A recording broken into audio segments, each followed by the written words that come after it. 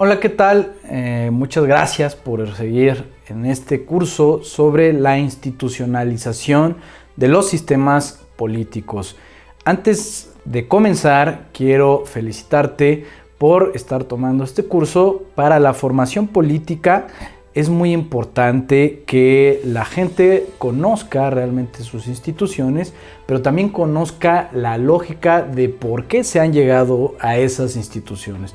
Es un valor agregado, es algo que no todos los políticos conocen y que si quisiéramos tener una mejor sociedad, entonces deberíamos aspirar a tener también mejores políticos y con mucho mejor formación de lo que el común de las personas pudieran llegar a manejar. Esto es tener una verdadera argumentación. Y por eso yo quiero felicitarte personalmente ahora que estamos llegando a este último módulo, a esta última unidad de este curso. ¿De qué vamos a hablar en este cuarto apartado? Pues ya vamos a analizar lo que son los sistemas políticos en sí.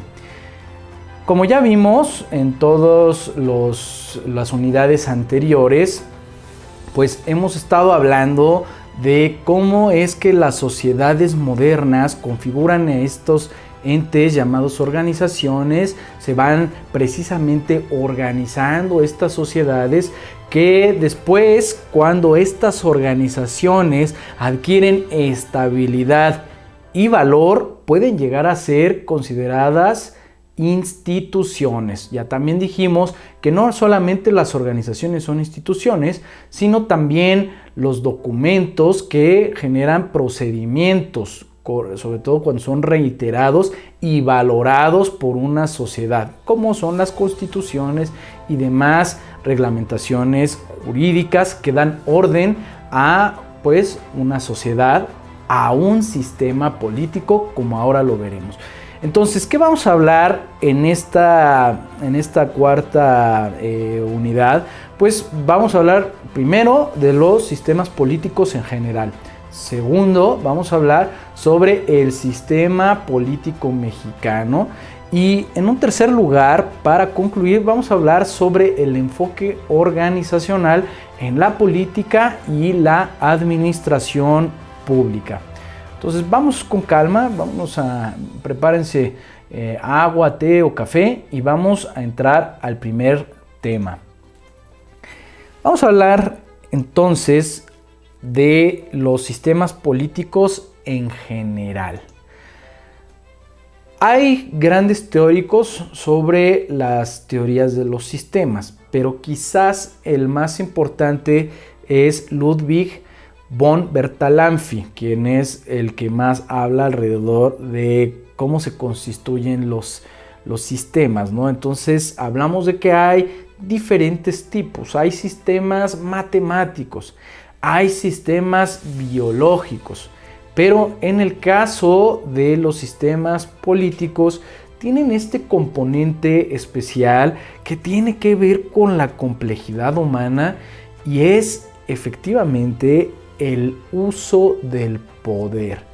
La humanidad ejerce siempre construye formas en que va a querer obtener más cosas que otros o va a querer influenciar sus propias creencias, y eso cómo lo va a lograr a partir del ejercicio del poder. Entonces, cuando estamos hablando de sistemas, siempre vamos a estar hablando de que así como hay cosas que se generan por convenios, por conveniencia, también va a haber cosas que van a chocar, va a haber cosas que no van a estar todo mundo de acuerdo, va a haber conflictos en un sistema, muy probablemente. Entonces, ¿quién es uno de los teóricos que más se dedican a estudiar este fenómeno de los sistemas políticos, sociales, de este uso, esta influencia del poder? Pues va a ser David Easton, que hace un gran texto que se llama precisamente La teoría de los sistemas en 1968. Y hay otros analistas ya más actuales que dicen que David Easton era muy similar al análisis que generaba Talcott Parsons. Puede ser que sí.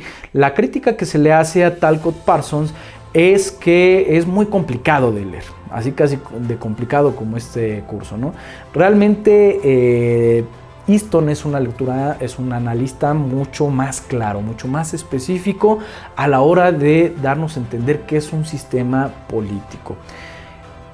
A ver, hay una motivación para comprender el sistema político para David Easton, y esa motivación es entender cómo se puede llegar a tener un orden y equilibrio, o equilibrio y orden en una sociedad, a pesar de qué, de lo que ya decíamos, de esos conflictos normales que van a suceder, ¿no? Esas épocas de cambio.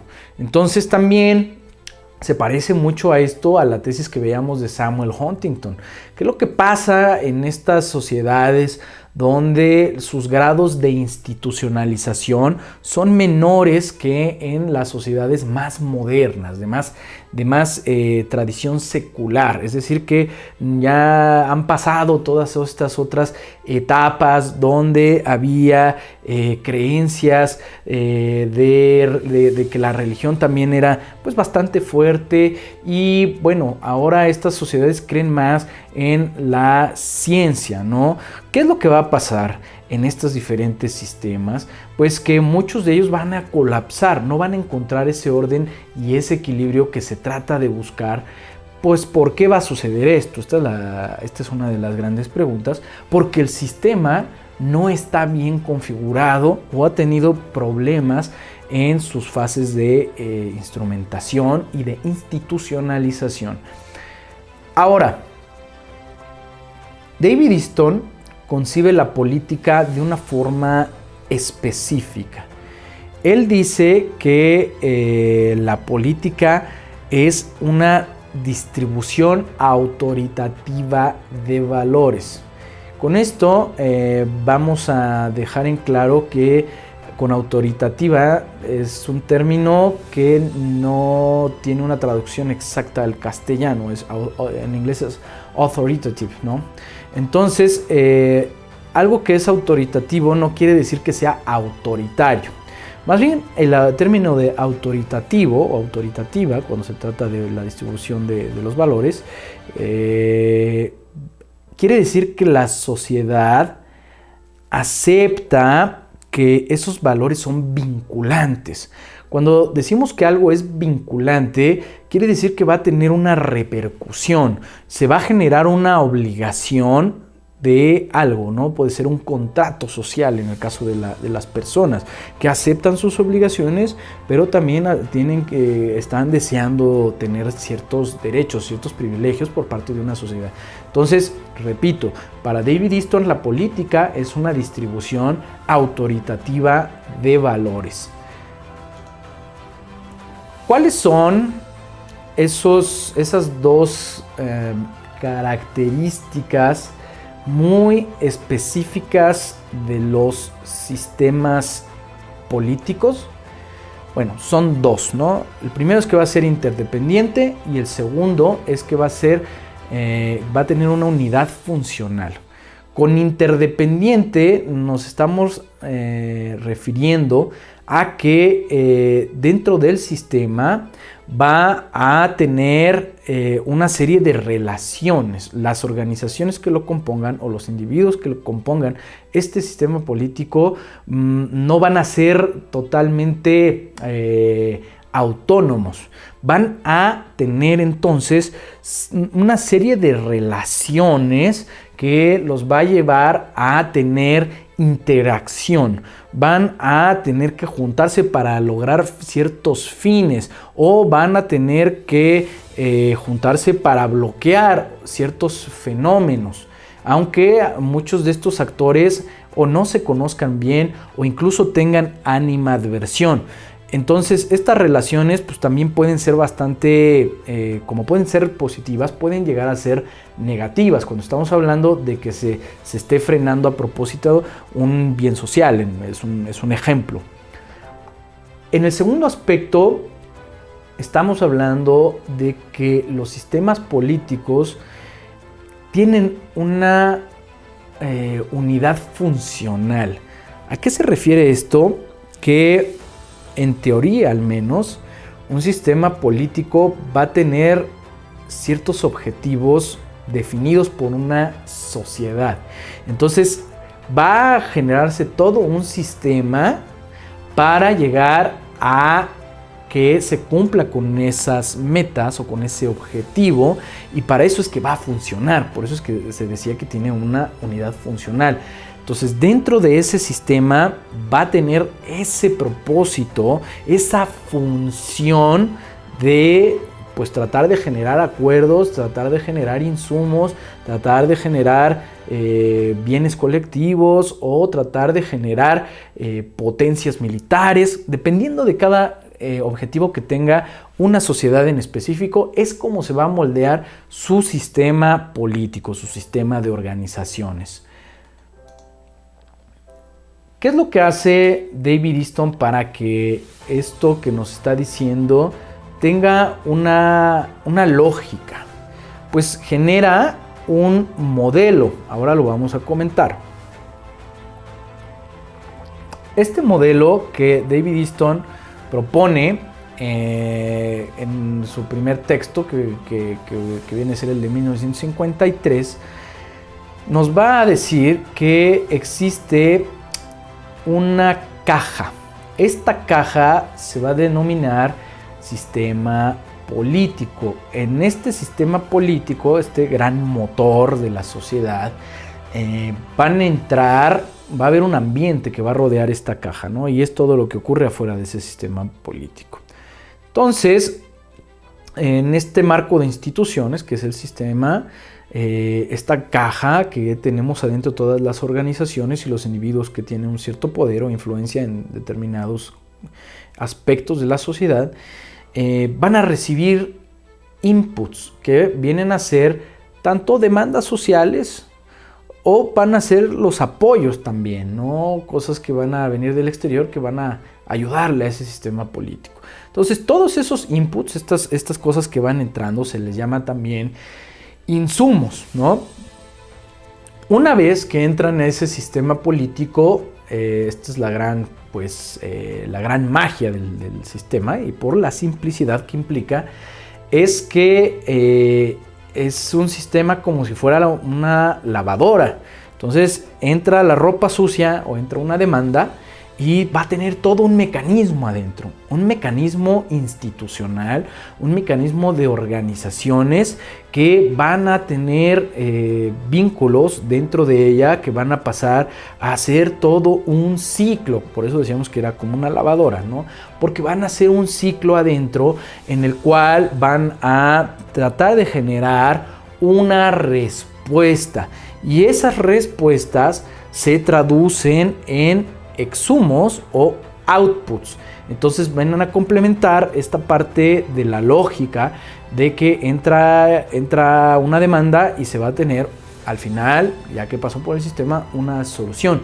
Y esas soluciones posibles vienen a ser las decisiones políticas, o vienen a ser lo que ahora se conoce como las políticas públicas, ¿no? O sea, ahí ya es donde vamos a ver la ejecución en la práctica de la política. Una vez que ya tenemos este resultado, viene un cierre del ciclo que va a pasar por abajo y se va a llamar feedback. Este feedback en castellano se le conoce como el proceso de retroalimentación. Entonces, la retroalimentación nos va a ayudar, o le va a ayudar al sistema precisamente para que tenga información de qué es lo que está haciendo, si está haciendo las cosas bien o si no se está haciendo de la manera adecuada. Porque, por ejemplo, una política pública o una decisión política que se toma, que al final no tiene una repercusión, no viene a constituir una solución, pues entonces va a regresar y va a volver a entrar a este modelo, va a volver a regresar otra vez hasta el principio y se va a volver otra vez un input, o sea, era un output y luego se volvió a convertir en un input porque no encontró realmente una solución al problema que demandaba. Entonces, este feedback va a cerrar el bucle, ¿no? Una especie de circuito en el cual pues estamos viendo que constantemente las organizaciones, este sistema político con sus organizaciones pues va a dar unos ciertos resultados que no siempre van a ser los más óptimos y es probable entonces que vuelvan a regresar. Cuando una situación está realmente concluida, pues ya no vuelve a pasar por ahí hasta que se reactive el problema o surja un problema derivado o un problema nuevo. Entonces, vamos a entrar ahora a esta reflexión distinta, y es analizar cuál sería entonces la unidad básica de la inspección de los sistemas políticos, ¿no? ¿Qué es lo que vamos a ver o qué es lo que nos interesa conocer en un sistema político? Adentro ya decíamos que están todas las serie de organizaciones y los individuos, y lo que nos interesa saber es la interacción que surge de la misma conducta de esos miembros que están allá dentro de esa caja que decía David Easton. Queremos saber en un sistema político cómo se da la interacción, cómo estas personas o cómo estas organizaciones toman las decisiones. ¿Es a través del diálogo? ¿Es a través de una vía pacífica? ¿O es a través de una vía violenta? ¿O es a través de qué? De una negociación en la cual se obtienen ciertos beneficios para unas organizaciones y se le quitan a otras. ¿Qué es lo que pasa allá dentro de esa gran caja llamada sistema político? El sistema por adentro de esa caja se va a modelar de acuerdo a esos objetivos que fija la sociedad en específico. Entonces, lo que dice Easton es que por esta razón, un sistema político puede llegar a concebirse como un recurso metodológico, es decir, una serie de pasos para llegar a un fin específico, para comprobar a lo mejor una hipótesis.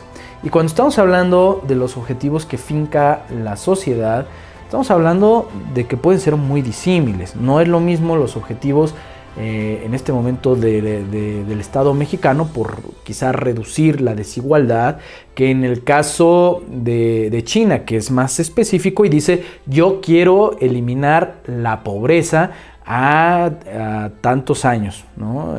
Que me parece que es hacia el 2025 que China tiene estimado reducir en 19 millones de personas la pobreza, ¿no? Cada sociedad va teniendo objetivos. Entonces también, por ejemplo, en la Alemania nazi, pues tenían un objetivo que era reunificar a las culturas que hablaban alemán. Entonces ese era su objetivo, y la instauración de una supremacía racial. Pero cada contexto histórico también nos va a decir que se van a ir reconfigurando estos sistemas políticos, ¿no? Estos que acabamos de decir, pues evidentemente son temas muy, muy específicos, pero las sociedades van a tener diferentes puntos de vista, ¿no? En el caso de la sociedad francesa, cuando se da esta ruptura social, la revolución de 1789, ya lo veíamos, ¿no? Pues tenía que ver con una cuestión de que se le dieran derechos al hombre. En el caso de Brasil, uno puede ver que en su bandera pues dice orden y progreso. Cada sociedad va a tener un sentido, ¿no? Para haber generado ese sistema político que en teoría debería coincidir con el cumplimiento de esa meta. Ahora, vamos a pasar ya a un segundo tema, que va a ser muy familiar para todos nosotros, que es el sistema político mexicano. El sistema político mexicano es muy particular, no es como otros que uno puede predecir fácilmente, ¿no? En el caso de los Estados Unidos, por ejemplo, tiene una gran influencia de lo que es la cultura anglosajona, en específico del Reino Unido, a pesar de sus diferencias. Su sistema de subunidades, como ya lo veíamos en el texto de Meyer y Jefferson, son muy similares al final del día, ¿no? A pesar de que uno sea un sistema federal y el otro todavía tenga una monarquía. Pero las personas tienen una filosofía y su sistema político también. Pero en el caso de México, no. A ver, hablando de Estados Unidos, tenemos que, precisamente para hablar de México, remontarnos a lo que sucede en la nación vecina norteamericana, y es el hecho de que ellos logran una independencia más veloz que México. Los Estados Unidos se independizan en 1776 y estos primeros estados empiezan a generar ciertas inquietudes. Se dan cuenta que tienen que generar un texto, lo que decíamos, un artefacto institucional para que les dé cierta certeza del desarrollo que quieren alcanzar. Y se crea entonces la Constitución de 1787. Si ustedes lo buscan, por ejemplo, en Google con la Constitución de los Estados Unidos, se van a dar cuenta de que viene una ilustración que dice "We the people", ¿no? Que quiere decir nosotros, la gente, es como comienza este texto, muy, muy importante.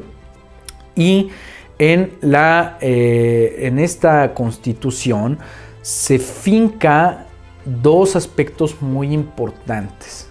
El primero es que los Estados Unidos van a ser una república federal. ¿Qué quiere decir que sea federal? Que van a mantener a sus estados con un cierto grado de independencia. Lo federal se contrapone a la idea del centralismo político. Entonces se le está diciendo a los que están suscribiendo la Constitución que ellos en sus estados pueden mantener una serie de privilegios o de autonomía frente al poder que están constituyendo, pero que deben de mantener, van a tener que ceder ciertas libertades para que se genere ese pacto federal precisamente. Segundo aspecto que decíamos es que ellos recobran o son influenciados por la Constitución francesa también, que tiene mucha influencia de Montesquieu. ¿Y quién es Montesquieu? Es este filósofo francés que nos está diciendo a toda la humanidad que el modelo más exitoso de gobierno es aquel que divide sus poderes para evitar la tiranía. Es decir, que no puede una persona juzgar y ser juez y parte, más bien, ¿no? Entonces debe haber una división muy clara de estos tres poderes, ¿no? Estamos hablando del ejecutivo, legislativo y federal. ¿Para qué? Para que precisamente el ejecutivo, que es el líder del Estado, no tenga la libertad total, por ejemplo, de enjuiciar enemigos, ¿no? Políticos o que tengan distintas ideas, y que el poder que genera las propias leyes no pueda ser totalmente dominado por ese líder, ¿no? Entonces, ¿qué es lo que está sucediendo en México? Por eso es que decíamos que este contexto es muy importante. México viene de una herencia muy peculiar.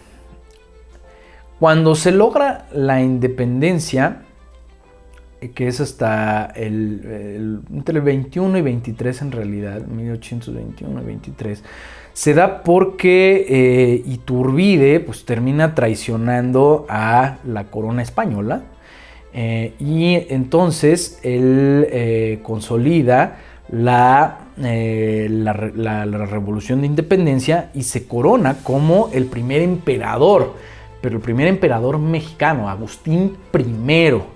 Y entonces este modelo político pues era una herencia de lo que estaba pasando en Europa, en específico en España, que ellos querían generar un poder central, o ya venían también evidentemente de un poder monárquico que centralizaba, ¿no?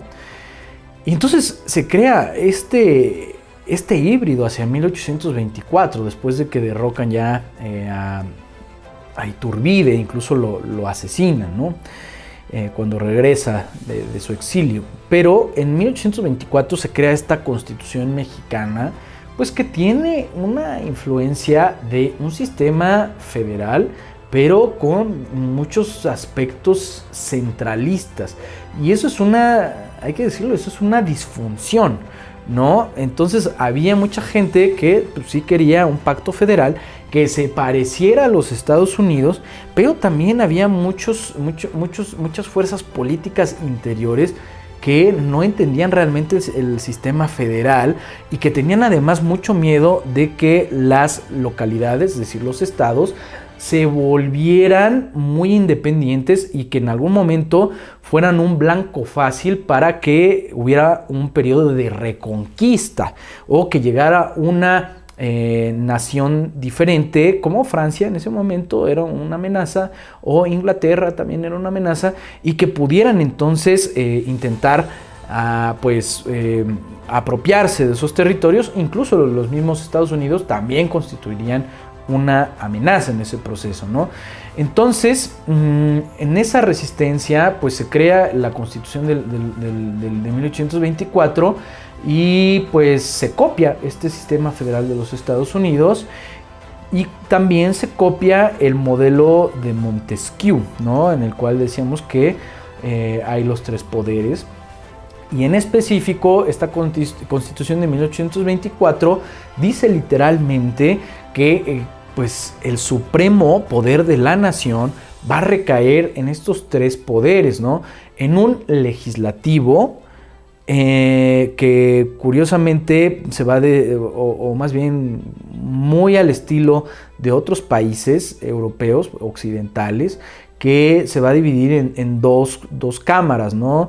Para que puedan deliberar y pueda tener un filtro las leyes que se vayan a generar. Entonces va a haber una cámara de diputados que va a ser muy numerosa y una cámara de senadores por el cual va a tener una representación menor, pero que supuestamente ya es como un voto de calidad de lo que se vaya a legislar, ¿no? Y después viene este poder ejecutivo. Entonces, este poder ejecutivo, ya desde esa Constitución del 24, en 1824, nos va a decir que se va a constituir el poder a partir de una sola persona, que va a ser el presidente de la República. Por eso es que también se considera que es un sistema presidencial, un sistema político que tiene una gran influencia por parte de las decisiones de una sola persona. Esto es distinto a lo que sucede en los regímenes parlamentarios, donde es el parlamento el que tiene que consensar, aunque no quiera muchas veces, para conciliar un gobierno, para poder conformar una coalición que vaya a gobernar y vaya a tener el ejercicio de ese poder ejecutivo. Y finalmente nos está hablando de la administración de la justicia, nos está hablando de un poder judicial que me salta el dato curioso de que desde ese entonces ya se tomaba en cuenta de que necesitaba un número impar para llegar a una resolución. Entonces, desde ese momento el Poder Judicial está conformado por 11 magistrados supremos. Y bueno, después de esto también nos vamos a dar cuenta que el Estado mexicano pues pasa por una serie de transformaciones políticas, una serie de pugnas, una serie de riñas. Se va finalmente a reconfigurar todo después de un gran periodo de una dictadura, ¿no? Que es el porfirismo, en el cual, bueno, pues son prácticamente un escenario donde la gente venía con muchos resentimientos, ¿no? De que pues, no había participación política, de que no había un desarrollo realmente económico, que eso es lo que termina pegándole a todas las sociedades cuando hay un quiebre de esta naturaleza. Y entonces se genera esta gran revolución que es la Revolución Mexicana, que comienza en 1810 y que como resultado tiene muchas pugnas y consolida una constitución que es la de 1917. En esa constitución ya vienen una nueva camada de preceptos que se agregan a esta aspiración de sistema político mexicano. Y viene un derecho fundamental, un derecho muy importante que está constituido en el artículo 9, que es la libertad de asociación. Entonces, en esta libertad lo que nos está diciendo es que las personas pues pueden reunirse con un fin incluso político, no debe de ser considerado eso una amenaza, y que las personas pues pueden hacer las organizaciones que consideren necesarias para satisfacer su libre albedrío, ¿no? Entonces, repito, en el artículo 9 es donde viene la libertad de asociación. Otra situación muy importante, que ya lo veíamos en los textos, en los comentarios anteriores, pues es que el Estado mexicano va a reconocer también a las sociedades privadas, es decir, a las empresas, ¿no? Y que va precisamente a darle la razón de nuevo a este gran texto de Meyer y Jefferson, que viene en el neoinstitucionalismo, ¿no? En esta lógica de Paul Di Maio y Powell, y nos va a decir que efectivamente aspira a ser una sociedad competitiva económicamente, ¿no?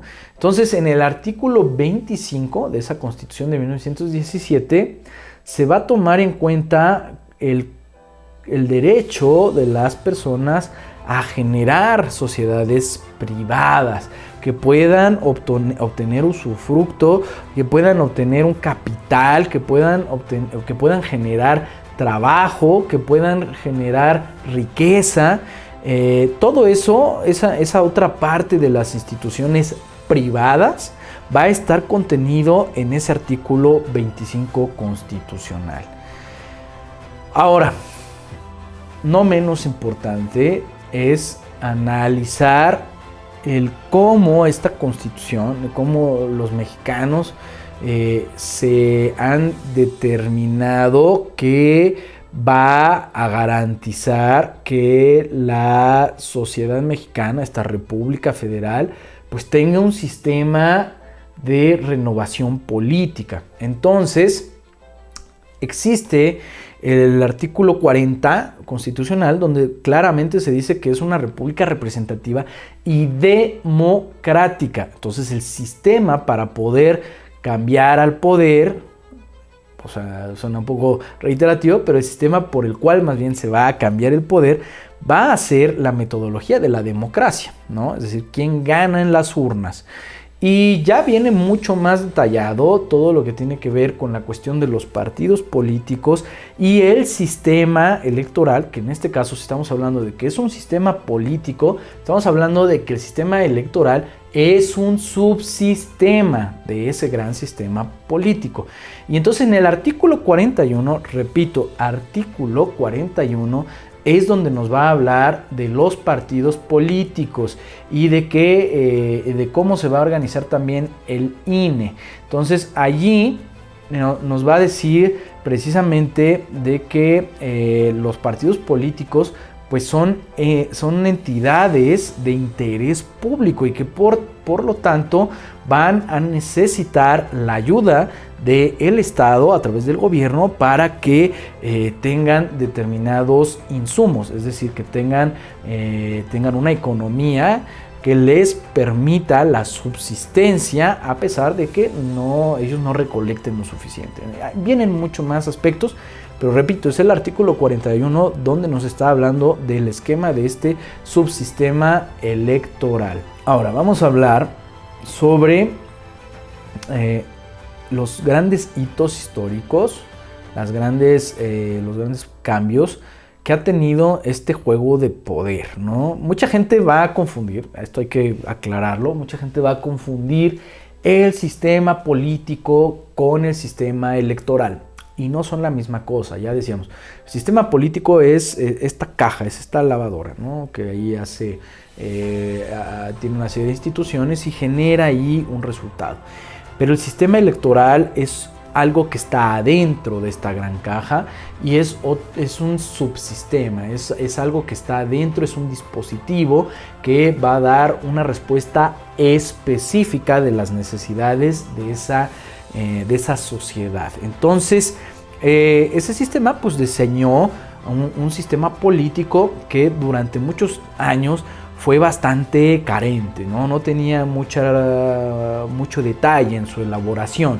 Incluso pues el Ejecutivo tenía la potestad de validar una elección y esto pues llevó a muchas malformaciones políticas, a pesar de que se consideraba que fuera una república de corte democrático.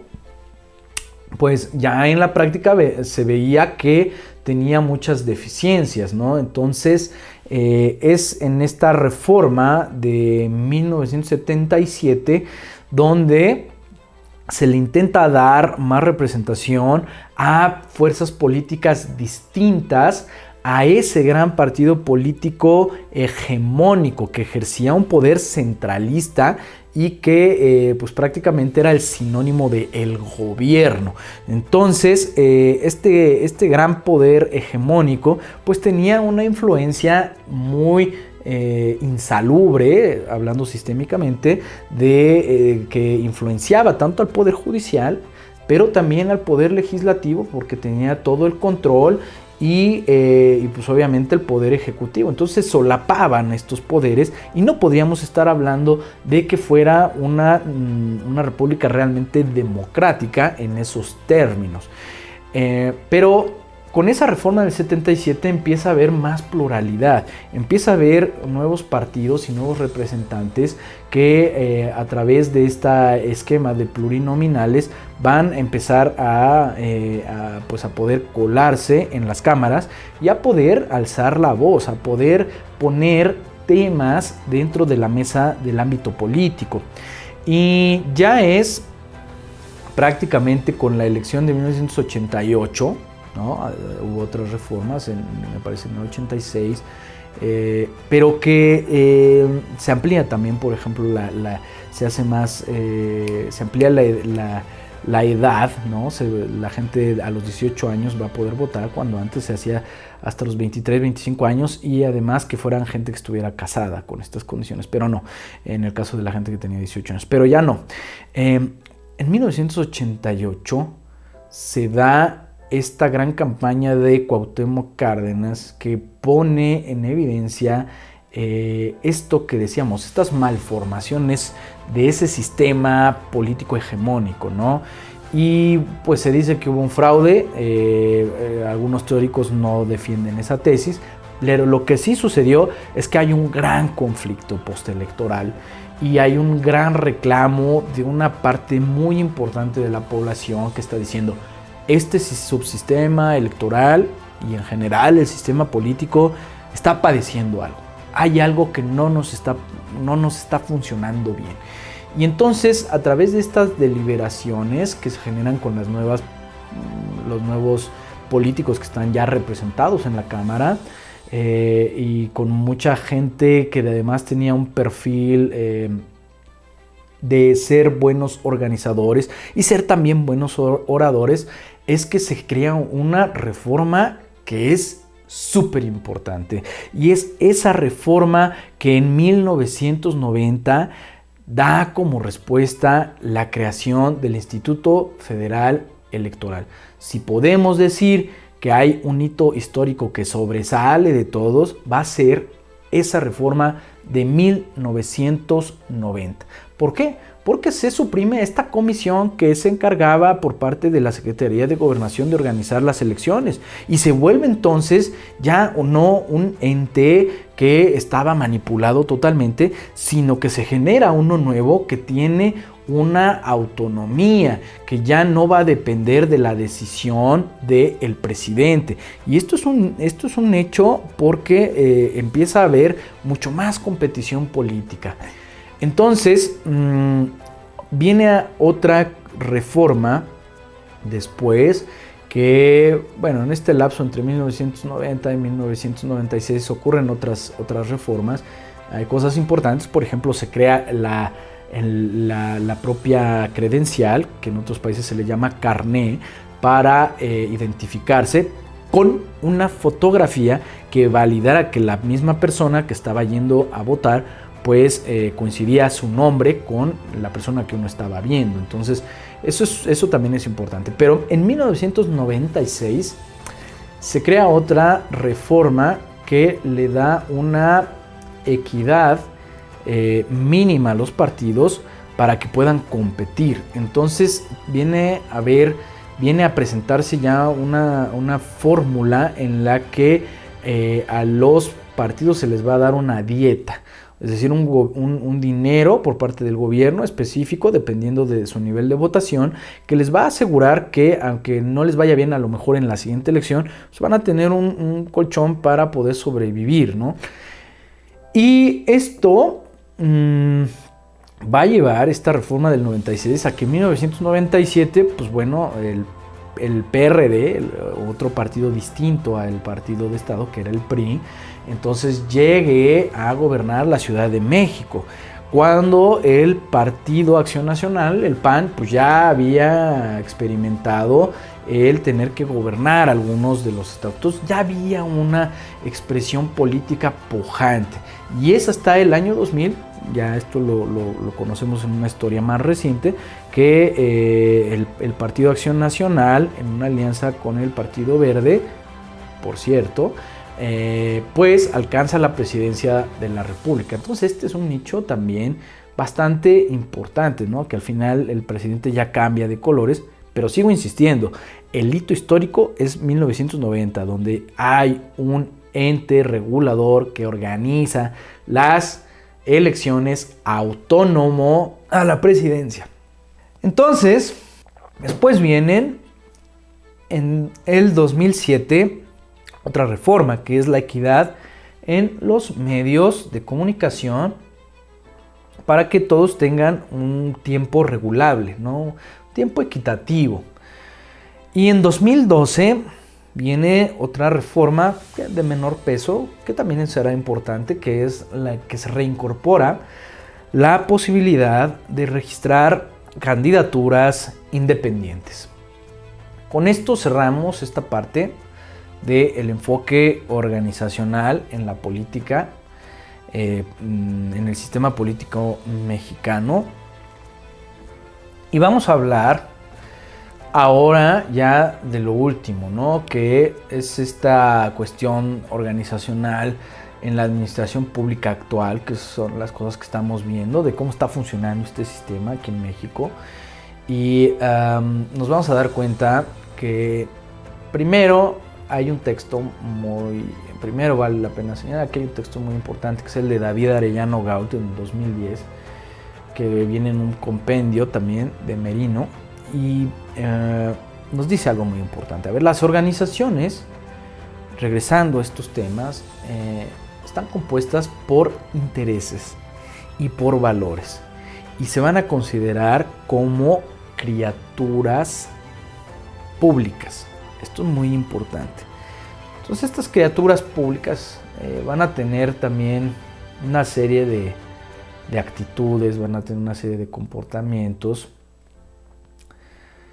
Y se presenta en toda esta dinámica de cómo funciona el sistema político mexicano una paradoja en este sistema actual. Y es que, bueno, se espera que las instituciones del Estado no escapen a la supervisión minuciosa, que sean eficaces, que tengan controles, que tengan muchas normas, que reporten, que den resultados. Pero la paradoja es que se espera que sean rápidas y que tengan costos muy bajos. Entonces es un poco contradictorio, porque si quisiéramos que realmente dieran, digamos, resultados de buena calidad y expeditos, pues esperaríamos que fuera un producto caro si estuviéramos hablando de un servicio privado, ¿no? Pero esto nos lleva a que David Arellano Gaul nos está diciendo que hay dos visiones sobre las organizaciones públicas. Entonces, la primera visión que hay es una visión normativa, en la que las organizaciones son consideradas como robotcitos, como robots que deben funcionar en automático, porque se supone que tienen normas y que tienen recursos. Y la segunda visión nos dice que deben las organizaciones ser, antes que todo, funcionales. Y aquí es donde vemos que se presenta esta idea de que las organizaciones es donde la política adquiere un sentido de ejecución práctico, ¿no?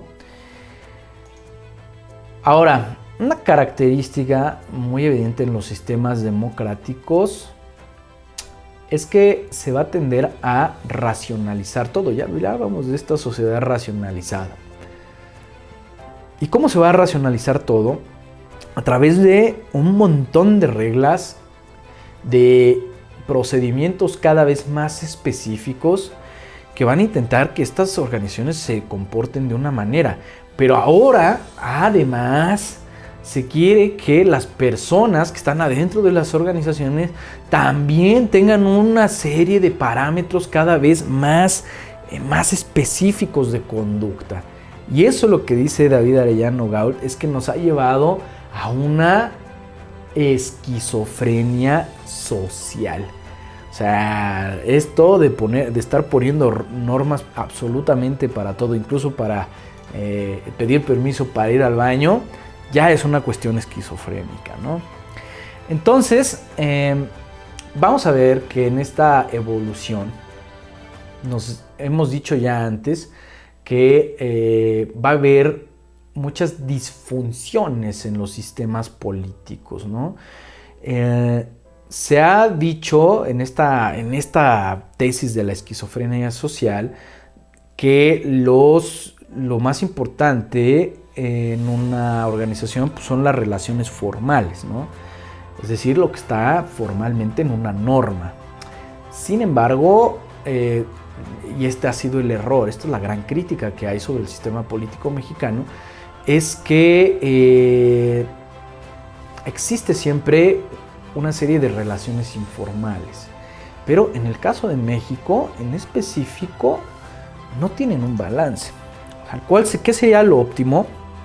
Que dentro de un sistema político existiera lo que decíamos, pues sí, que hubiera una sana convivencia entre estas organizaciones o estas subunidades que conforman el sistema político con las situaciones informales, ¿no? Que encajaran perfectamente. Pero no, el problema en México es que ese balance que debería de tener la organización informal con la organización formal, la organización informal entendida como actitudes, intereses, valores que pueden ser invisibles, el grave problema es que no hay un balance. Y en el caso de México hay una urgencia por resultados y todo esto, pero gran parte de los procesos organizacionales, institucionales, que conforman ese sistema político mexicano pasan por la informalidad.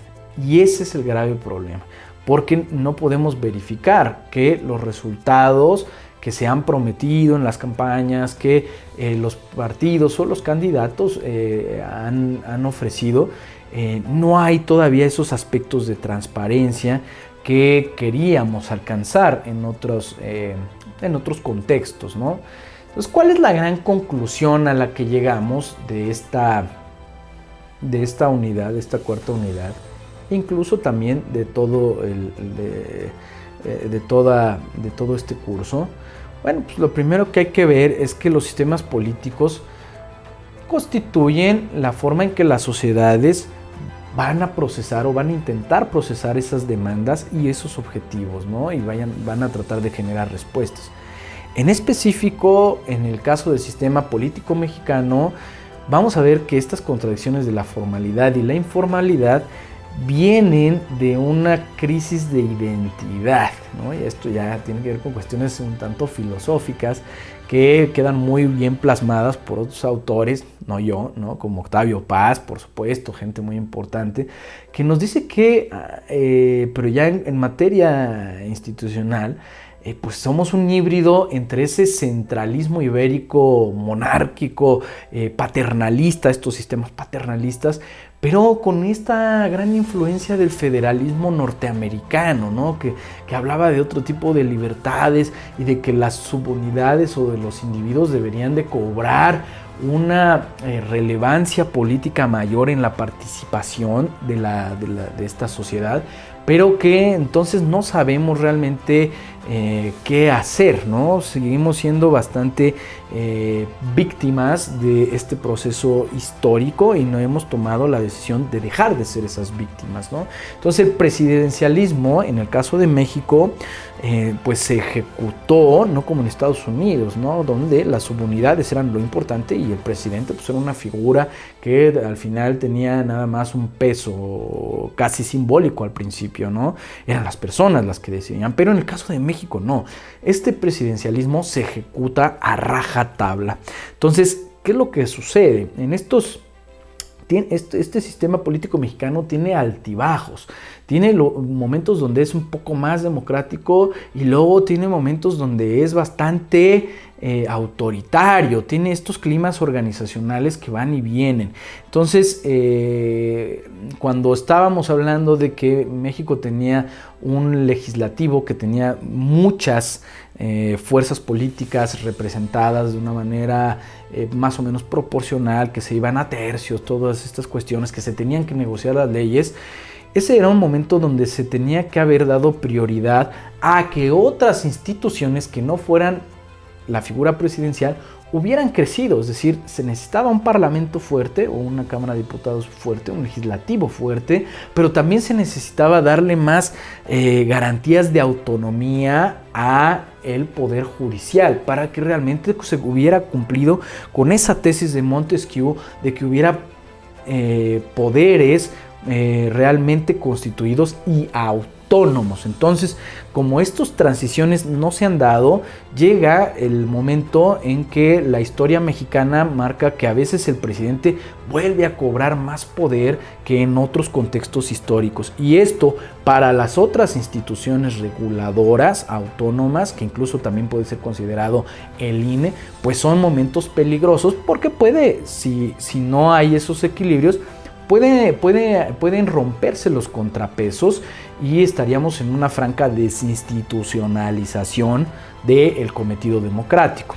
Ahora, política y administrativamente, pues va en México a predominar este ejercicio del poder de una forma informal, de un mecanismo informal para llegar a las decisiones políticas. Entonces, esta configuración nos hace que muchas de las organizaciones que están, recuerden, en este cuadro, ¿no? Adentro de esta lavadora que decíamos, todas esas organizaciones pues, se van a ver influenciadas por esta lógica también. Entonces, muchas organizaciones, sean públicas o sean privadas, van a preferir actuar en el ámbito de lo informal.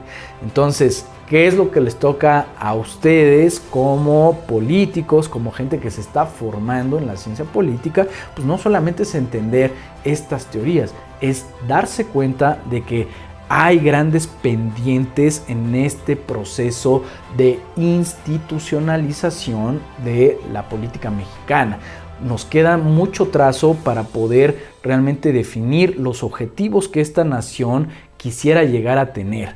Necesitamos además generar pautas de tiempo donde digamos a tantos años vamos a querer generar tanto capital, ¿no? O tantas empresas, o vamos a tener que generar una disminución de tantas personas en situación de pobreza, o que se acrecente a tanto porcentaje la clase media, ¿no? Que tengan las oportunidades mínimas, pero también otro tipo de objetivos que deben de ser muy específicos y que a la gente que está metida en la política, en su caso, necesita tomar siempre la referencia de que las instituciones deben de mejorar para que pueda haber precisamente ese sistema democrático con contrapesos reales y que se asuman también las responsabilidades por parte de quienes ya tienen una posición de poder. Con esto concluyo, me despido. Ha sido un placer de verdad preparar todos estos materiales. Me ha gustado mucho este ejercicio, que ya también lo había hecho anteriormente, y que pues ustedes puedan también conocerme un poco y que yo les haya podido servir en este proceso de aprendizaje. Muchísimas gracias y espero verlos en redes sociales. Mi nombre es Gustavo Adolfo Pérez Rojas y hasta la próxima.